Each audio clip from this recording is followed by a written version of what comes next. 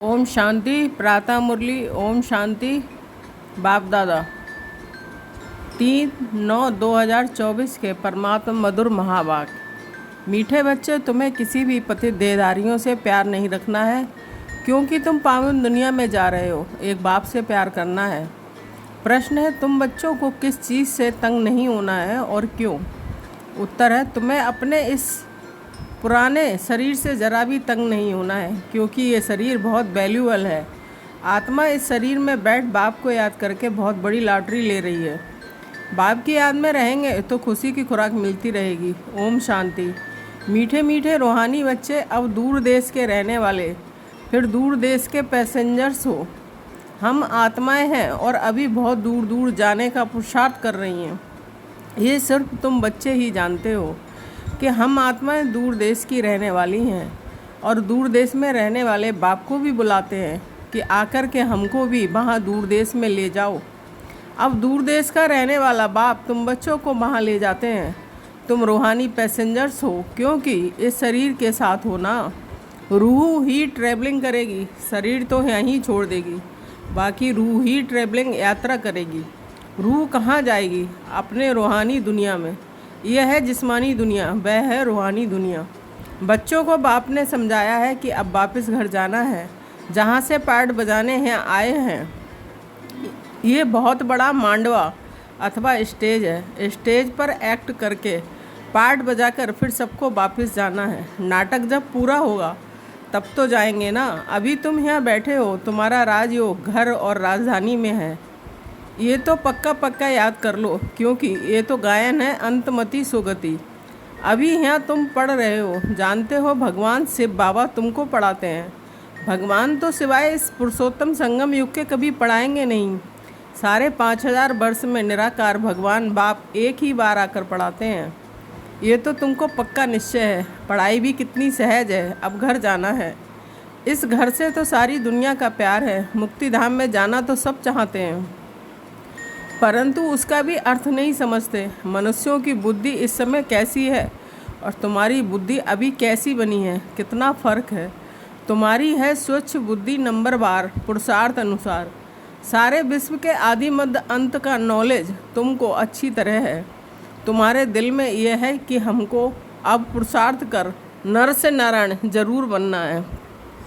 यहाँ से तो पहले अपने घर जाएंगे ना, तो खुशी से जाना है। जैसे सतयुग में देवताएं खुशी से शरीर छोड़ दूसरा लेते हैं, वैसे इस पुराने शरीर को भी खुशी से छोड़ना है। इनसे तंग नहीं होना है।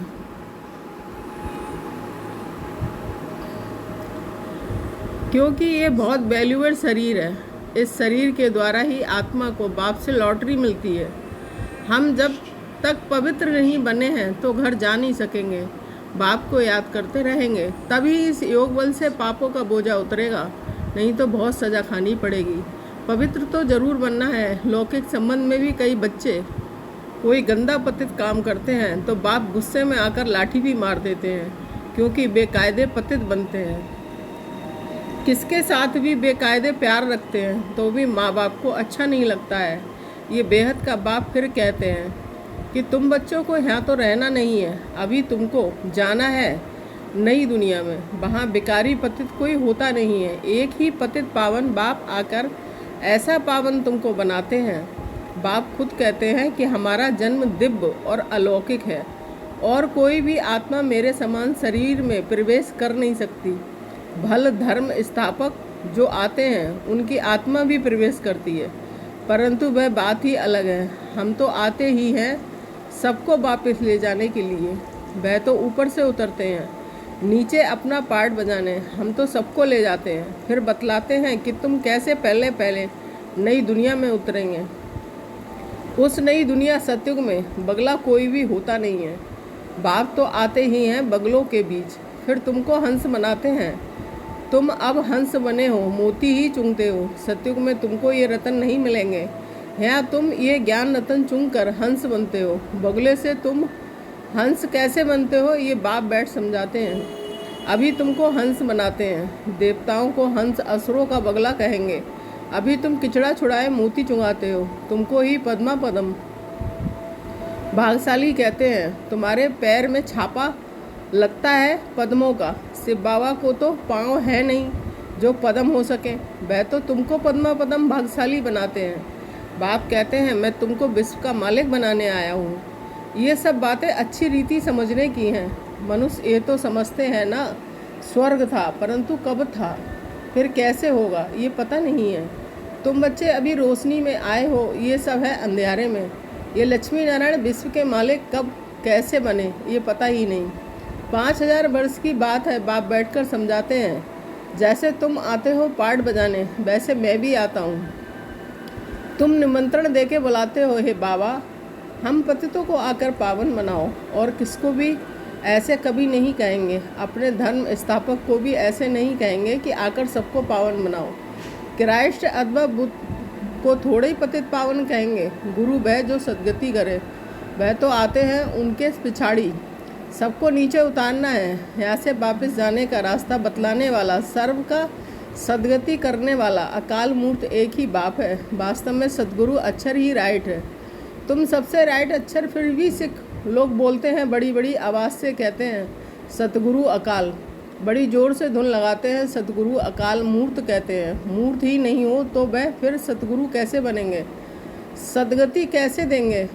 वह सतगुरु स्वयं ही आकर अपना परिचय देते हैं। मैं तुम्हारे मिसल जन्म नहीं लेता हूँ। और तो सब शरीरधारी बैठ सुनाते हैं। तुमको आश्रीरी रूहानी बाप बैठ समझाते हैं। रात दिन का फ़र्क है इस समय। मनुष्य तो कुछ करते हैं, वह रोंग ही करते हैं, क्योंकि रावण की मत पर है ना। हर एक में 5 विकार हैं। अभी रावण राज्य है। ये बातें डिटेल में बाप बैठ समझाते हैं। नहीं तो सारी दुनिया के चक्र का मालूम कैसे पड़े, ये चक्र कैसे फिरता है, मालूम पड़ना चाहिए ना। ये भी तुम नहीं कहते हो कि बाबा समझाओ, आप ही आप समझाते रहते हैं। तुमको एक भी प्रश्न पूछने का नहीं रहता है।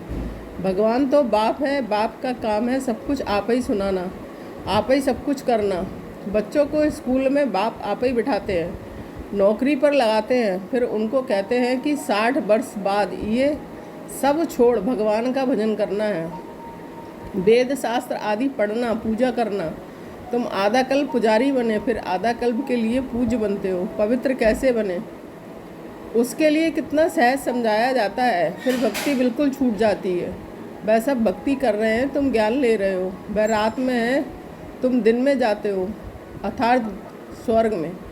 गीता में लिखा हुआ है मन मनाभव। ये अक्षर तो मशहूर है। गीता पढ़ने वाले समझ सकते हैं, बहुत सहज लिखा हुआ है। सारी आयु गीता पढ़ते आए हैं, कुछ भी नहीं समझते हैं। अब वही गीता का भगवान बैठ सिखलाते हैं तो पतित से पावन बन जाते हैं। अभी हम भगवान से गीता सुनते हैं, फिर औरों को सुनाते हैं, पावन बनते हैं। बाप के महावाक्य है ना, ये है वही सहज राजयोग। मनुष्य कितने अंधश्रद्धा में डूबे हुए हैं, तुम्हारी तो बात ही नहीं सुनते हैं। ड्रामा के अनुसार उन्हों की भी जब तकदीर खुले तभी आ सकें तुम्हारे पास। तुम्हारे जैसी तकदीर और कोई धर्म वालों की नहीं होती है। बाप ने समझाया है, ये तुम्हारा देवी देवता धर्म बहुत सुख देने वाला है। तुम भी समझते हो, बाप ठीक कहते हैं। शास्त्रों में तो वहाँ भी कंस रावण आदि बैठ दिखाए हैं। वहाँ के सुख का तो कोई को पता ही नहीं है। भल देवताओं को पूछते हैं, परंतु बुद्धि में कुछ नहीं बैठता है। अब बाप कहते हैं, बच्चे मुझे याद करते हो। ऐसे कभी सुना कि बाप बच्चे को कहे कि तुम मुझे याद करो? लौकिक बाप कभी ऐसे याद कराने का पुरुषार्थ कराते हैं क्या? ये बेहद का बाप बैठ समझाते हैं। तुम सारे विश्व के आदि मध्य अंत को जानकर चक्रवर्ती राजा बन जाएंगे। पहले तुम जाएंगे घर, फिर आना है पाठधारी बनकर। अभी किसको भी पता नहीं पड़ेगा कि ये नई आत्मा है या पुरानी आत्मा है। नई आत्मा का नामाचार जरूर होता है। अभी भी देखो कोई कोई का कितना नामाचार होता है। मनुष्य ढेर आ जाते हैं, बैठे बैठे अनायास ही आ जाते हैं, तो वह प्रभाव पड़ता है। बाबा भी इसमें अनायास ही आते हैं तो वह प्रभाव पड़ता है। वह भी नई आत्मा आती है तो पुरानों पर प्रभाव होता है। टाल टालियाँ निकलती जाती हैं तो उनकी महिमा होती है। किसको पता नहीं रहता कि इनका नामाचार क्यों है। नई आत्मा होने से उनमें कशिश होती है। अभी तो देखो कितने ढेर झूठे भगवान बन गए हैं। इसलिए गायन है, सच की बेड़ी हिलती डुलती है लेकिन डूबती नहीं है। तूफान बहुत अच्छे आते हैं क्योंकि भगवान खिवैया है ना। बच्चे भी हिलते हैं, नाव को तूफान बहुत लगते हैं और सत्संगों में तो ढेर जाते हैं, परंतु वहाँ कभी तूफान आदि की बात नहीं आती। यहाँ अबलाओं पर कितने अत्याचार होते हैं, परंतु फिर भी स्थापना तो होनी है। बाप बैठ समझाते हैं, हे आत्माएं, तुम कितना जंगली कांटे बन पड़े हो। दूसरों को कांटा लगाते हो तो तुमको भी कांटा लगता है। रेस्पॉन्ड तो हर बात का मिलता है। वहाँ दुख की छीछी बातें होती नहीं हैं, इसलिए उनको कहा ही जाता है स्वर्ग। मनुष्य स्वर्ग और नरक कहते हैं, परंतु समझते नहीं हैं। कहते हैं फलाना स्वर्ग गया, ये कहना भी वास्तव में रॉन्ग है। निराकारी दुनिया को कोई हेवन नहीं कहा जाता है, वह है मुक्ति धाम। ये है, फिर कहते हैं स्वर्ग में गया। अभी तुम जानते हो ये मुक्ति धाम आत्माओं का घर है। जैसे यहाँ घर होते हैं भक्ति मार्ग में, जो बहुत धनवान होते हैं तो कितने ऊंचे मंदिर बनाते हैं। शिव का मंदिर देखो कैसे बनाया हुआ है, लक्ष्मी नारायण का भी मंदिर बनाते हैं। तो सच्चे जेवर आदि कितने होते हैं, बहुत धन रहता है। अभी तो झूठ हो गया है। तुम भी आगे कितने सच्चे जेवर पहनते थे, अभी तो गवर्नमेंट के डर से सच्चा छिपाए झूठ पहनते रहते हैं। वहाँ तो है सच ही सच, झूठा कुछ भी होता नहीं है। यह सच्चा होते भी छिपा कर रख देते हैं।